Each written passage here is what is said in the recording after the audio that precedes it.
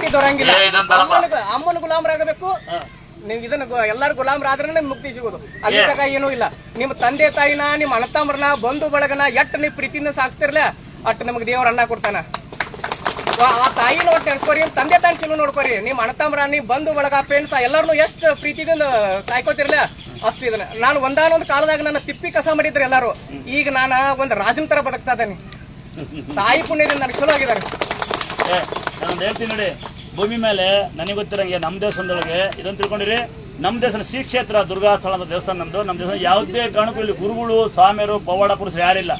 ಎಲ್ಲ ಒಳಗಡೆ ಇರೋ ದೇವರುಗಳು ಅವರೇ ಪವಾಡರು. ಕೈ ಇದೆ, ಅದರ ಮುಡ್ತಿನ ಸ್ವಲ್ಪ ಶಕ್ತಿ ಬಂದಿರೋದು ಈ ಕೈ ಮಾತ್ರ. ನಾನು ದೇವರ ಹೆಸರು ಬಿಟ್ಟು ಏನು ಮಾಡಲ್ಲ. ಇಲ್ಲಿ ಗುರುಗಳು, ಸ್ವಾಮಿಯರು, ಕಾವಡೆ ಹಾಕ್ತಾರೆ, ಶಾಸ್ತ್ರ ಏನಿಲ್ಲ. ನೀವು ಭಕ್ತಿ ನೀವು ಬೇಡ್ಕೊಂಡು ಹೋಗ್ಬೇಕು, ನೀವು ತಾಯಿಗೆ ದಾಸರಾಗಬೇಕು, ನಿಮ್ಮ ಕಷ್ಟಗಳು ಹೇಳ್ಕೋಬೇಕು ಅಷ್ಟೇ.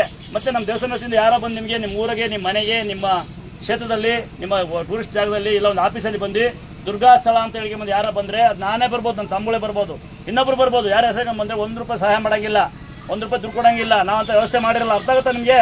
ಯಾವುದೇ ಕಾರಣಕ್ಕೆ ₹1 ಕೊಡ್ಕೊಡು. ದೇವಸ್ಥಾನ ನಿಮ್ಮದು, ನೀವು ದೇವ್ರ ಮಕ್ಕಳಾಗಬೇಕು. ನಿಮಗೆ ಆಸೆ ಇದೆಯಾ, ಕಾನ್ಕೆಟೆ ಬಿಲ್ ಬಂದು ಹಾಕಿ. ನೀವು ಇನ್ಸ್ಟಾಗ್ರಾಮ್, ಫೇಸ್ಬುಕ್ಕಲ್ಲಿ, ಗೂಗಲಲ್ಲಿ ನಂಬರ್ ಹಾಕಿರಿ. ಯಾರು ₹1 ಕೊಡ್ಬೇಡಿ. ನಾವು ಹಾಕಿರಲ್ಲ, ಚೀಟಿ ಕೊಟ್ಟಿರಲ್ಲ. ನೀವು ಬಂದಾಗ ಸಹಾಯ ಮಾಡೋಗಿ, ಬಡಬಗ್ಗೆ ಸಹಾಯ ಮಾಡೋಣ.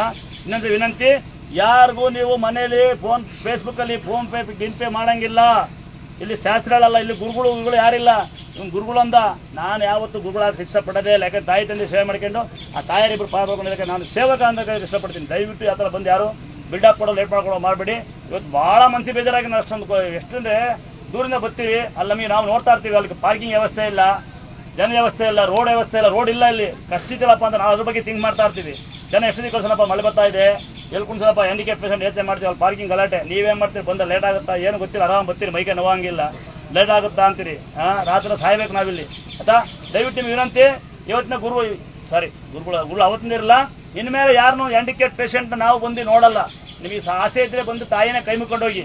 ಯಾಕೆಂದ್ರೆ ಎಲ್ಲ ಕಡೆ ನೂಕಿ ನಮಗೆ ರಿಸ್ಕ್ ಆಗಲ್ಲ. ಈ ಹ್ಯಾಂಡಿಕ್ಯಾಪ್ ಪೇಷಂಟ್ ನೋಡ್ತೀವಿ ಅಂತ ಆದಾಗ ಹ್ಯಾಂಡಿಕ್ಯಾಪ್ ಪೇಷಂಟ್ ಕಡೆ ಕಾಯಲ್ಲ.